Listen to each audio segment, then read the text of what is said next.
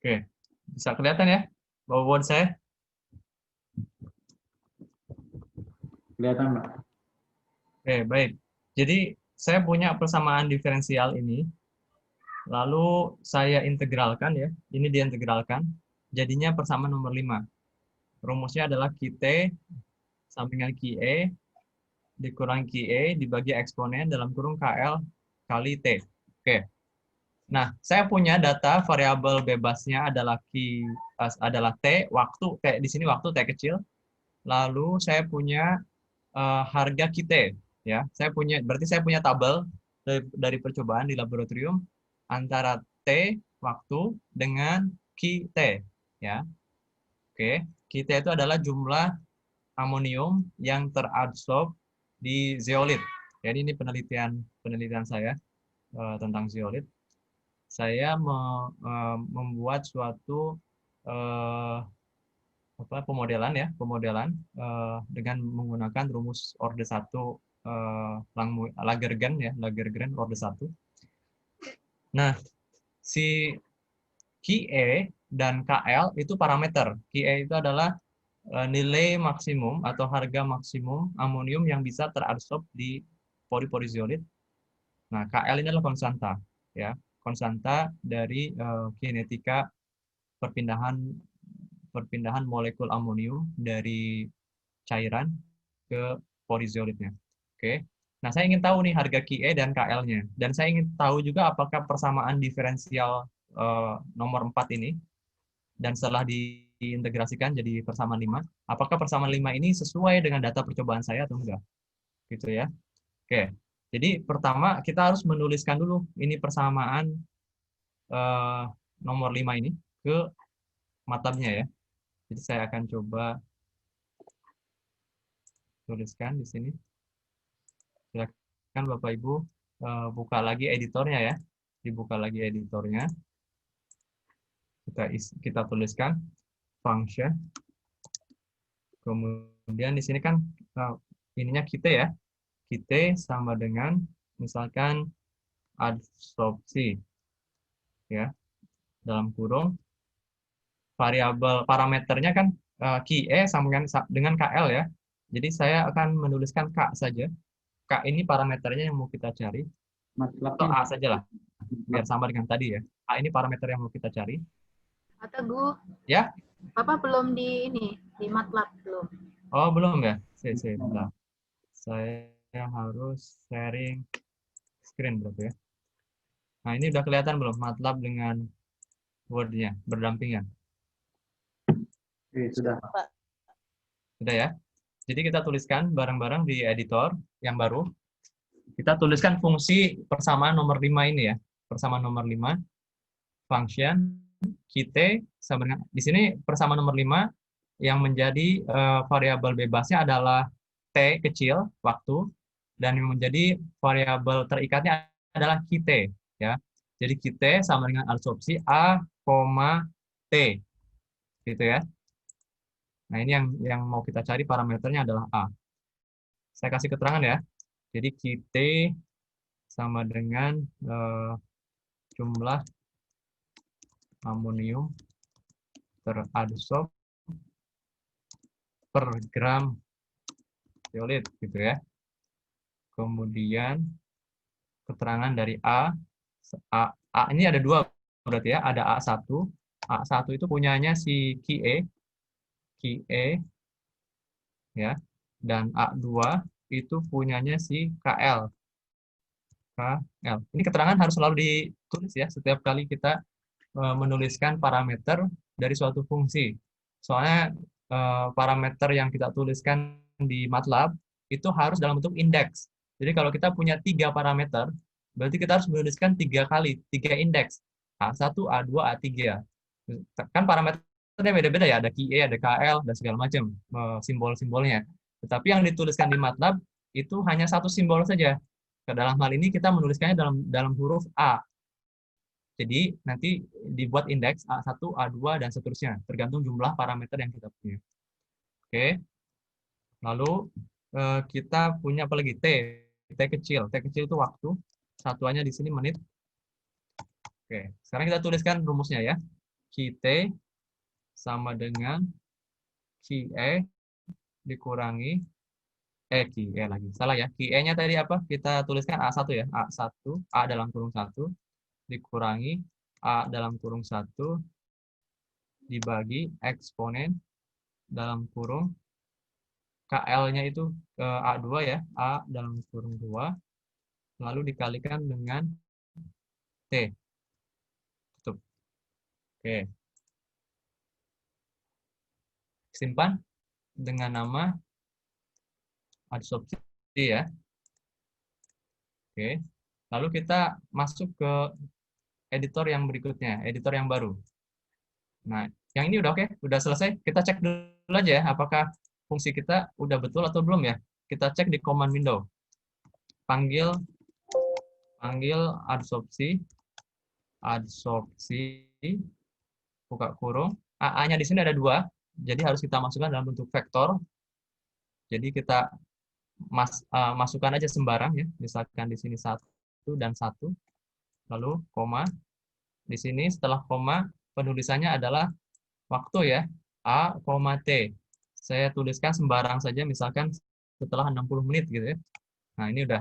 Jadi dia menghitungnya sekian ya. Sebentar. Coba kalau 0 poin.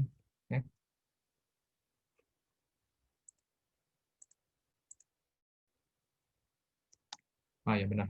Oke. Gimana? Udah selesai sampai sini? Fungsinya berjalan dengan baik? Bisa, lanjut. Bisa ya? Yang lain gimana? Oke? Belum, Pak. Belum? Oke, yang belum silakan Yang di command window, Pak. command window ya. Command window-nya dicek lagi. Panggil namanya, nama fungsinya kan adsorpsi. Nggak tahu Ibu pakai apa namanya. Kalau di saya pakainya namanya adsorpsi.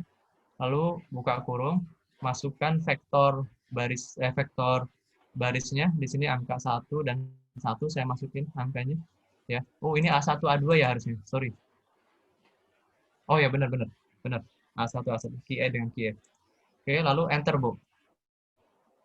Jalan nggak?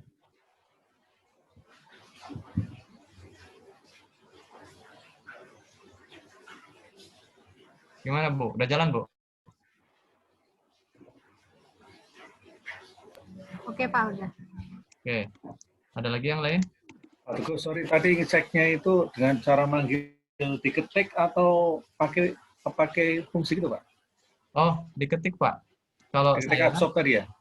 jadi diketik adsorpsi, kemudian buka kurung, lalu ketikkan kurung siku buka, masukin angka si A-nya, bebas terserah.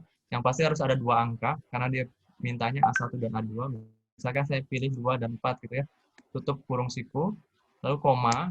Nah, setelah koma itu waktu di sini. Waktu saya pilih 60 menit misalkan ya. Tutup kurung. Keluar gitu. Tetapi kalau sudah sekali kita mengetik, kan dia si MATLAB ini punya memori, dia menyimpan. Nah, kalau Bapak Ibu pengen manggil lagi, ingin memanggil kembali apa yang sudah kita ketikkan di command window, itu bisa pakai tanda panah di keyboardnya, itu kan ada tanda panah ke atas ya. Jadi klik dulu di command window, terus ada tanda panah ke atas, klik. Nah, itu bisa kita trace ke atas ini. Apa yang pernah kita tuliskan dari sejak zaman dahulu kala ya. Ini bisa kita panggil, ini saya dari tahun 2019 nih, bisa saya trace balik apa yang pernah saya tuliskan di sini. Jadi jejak digitalnya ada di sini. Itu Pak. Pakai tanda panah ke atas ya, kalau mau yang sudah pernah kita tuliskan, bisa kita panggil lagi pakai tanda panah yang ada di keyboard Bapak Ibu. Oke. Ada lagi pertanyaan? Bisa lanjut? Oke, saya lanjutkan ya. Sekarang kita masuk ke data yang kita punya ya, data percobaan. Ini data percobaannya saya punya gini. Bentar, saya akan pindahkan dulu dari, ini saya punyanya,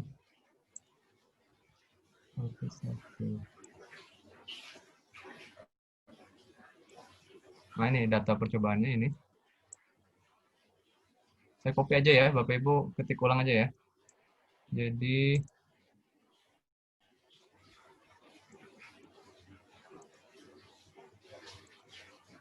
nah ini kita bikin editor yang baru. Ini data percobanya nih. Pertama waktu. Waktu saya punya dari 60 menit, 1 jam, 2 jam, 3 jam, kemudian di sini 4 jam, dan seterusnya ya. Sampai di sini 1440 menit. Nah, setiap kali percobaan, setiap kali waktu ini, saya ambil data saya ambil sampel gitu ya, di sampling, dan pada saat itu saya dapatkan angka pada saat 60 menit 0,12, pada saat 120 menit 0,21, dan seterusnya. Silahkan diketik dulu ya, Bapak Ibu. Ini. Nah, perlu diperhatikan untuk optimasi parameter dari persamaan empiris ini, data yang banyak itu akan membuat akurasi perhitungan parameternya lebih baik, gitu ya.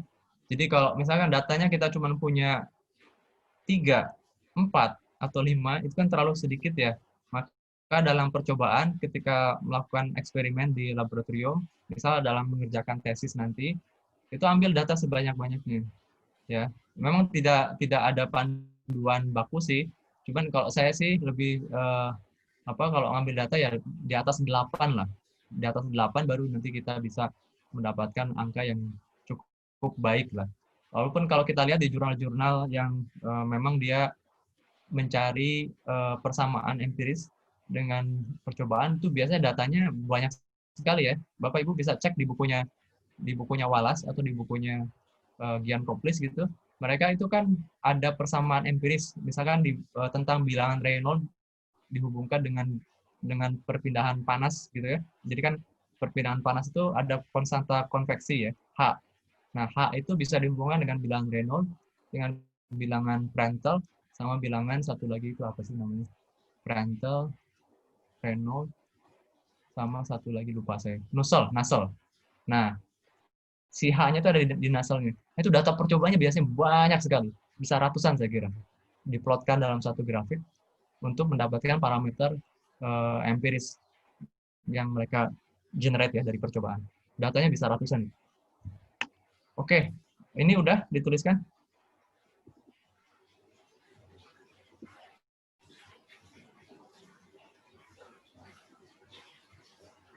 Udah, Pak. Oke. Baik. Baik, saya lanjutkan ya. Jadi, setelah memasukkan variabel bebas dan variabel terikat yang kita peroleh dari percobaan, dari eksperimen di laboratorium, baru kita panggil fungsinya ya, nlinfit. Kemudian kita masukkan variabel bebasnya. Variabel bebasnya adalah T, variabel terikatnya adalah T, panggil nama fungsinya, adsorpsi,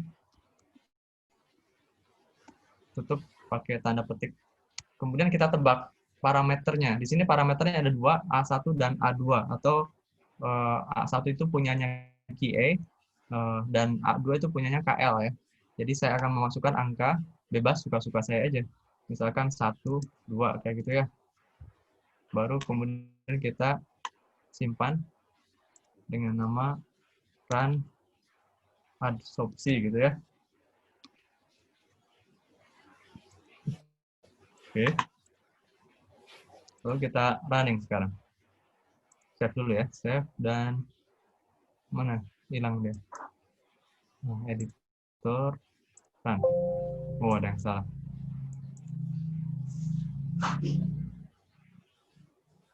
Oke. Dia minta dibuat dalam bentuk perkalian elemen ya. Next. Ini kasih titik nih, sebelum pembagian dikasih titik, lalu di perkalian kasih titik juga nih. Coba ya. Benar nggak? Kan editor. Benar ya? Cuman ada warning nih. Zero solution. parameter ini pakai. Ini dikasih titik ya, Bapak Ibu. Titik sebelum bagi dan titik setelah A2 ini. Sebentar, saya ada pakai tebakannya berapa deh? Coba kita lihat tebakannya. Oh, ini tebakannya pakai 0,4 sama 0,01. Ini tebakan juga menentukan akurasi jawaban kita ya.